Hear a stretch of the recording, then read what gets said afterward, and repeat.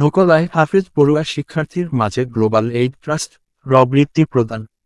নকলা প্রতিনিধির তথ্য ও ছবিতে এনবি ডেস্ক রিপোর্ট। শেরপুরের নকলা উপজেলার 5টি হাফেজিয়া মাদ্রাসা ও এতিমখানার হাফেজি পড়ুয়া 81 জন শিক্ষার্থীকে শিক্ষাবৃত্তি প্রদান করা হয়েছে। উপজেলার 5টি মাদ্রাসার মোট 81 জন হাফেজ পড়ুয়া প্রতি শিক্ষার্থীকে মাসিক 1350 টাকা হারে 3 মাসে একত্রে 4050 টাকা করে মোট 3,28,050 টাকার শিক্ষাবৃত্তি বিতরণ করা হয়। এ উপলক্ষে সোমবার 23 ডিসেম্বর সোমবার দুপুরের দিকে উপজেলার বানেশ্বরদী ইউনিয়নের ভুর্দি গ্রামের হাবিবে জান্নাত মহিলা মাদ্রাসা ও এতিমখানায় বৃত্তি বিতরণ অনুষ্ঠানের আয়োজন করা হয়।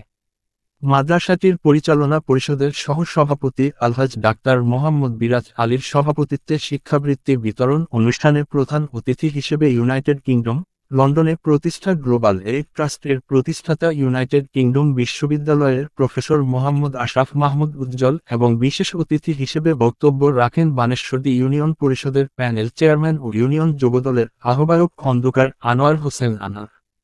সমাজসেবক খন্দকার মাহমুদুর রহমান আজাদের সঞ্চালনায় অনুষ্ঠানে অন্যান্যদের মধ্যে বক্তব্য রাখেন হাবিবে জান্নাত মহিলা মাদ্রাসা ও এতিমখানার মোহতামিম হাফেজ মোহাম্মদ হাফিজুল ইসলাম, আনন্নুর দারুস সুন্নাহ হাফেজিয়া মাদ্রাসা ও এতিমখানার মোহতামিম মাওলানা মুফতি জিয়াউল হক এমদাদ প্রমুখ। এছাড়া হাবিবে জান্নাত মহিলা মাদ্রাসা ও এতিমখানার 2 শিক্ষার্থী পবিত্র কোরআন থেকে তেলাওয়াত ও ইসলামী সঙ্গীত পরিবেশন করবেন।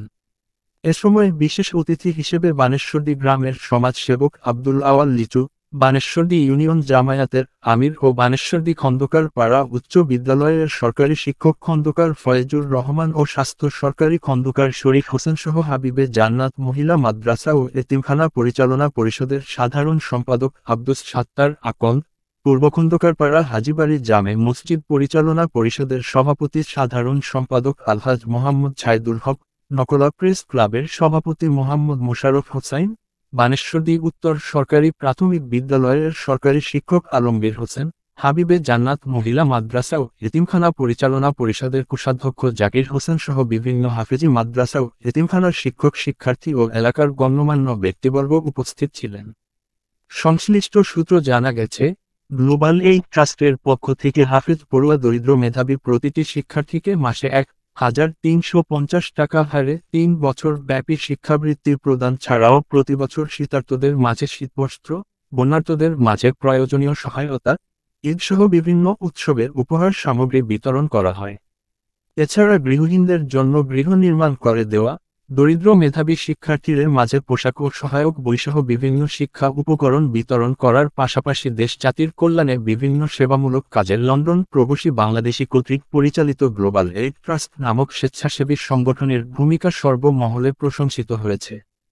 ANB News 24.com Nakla Sherpur.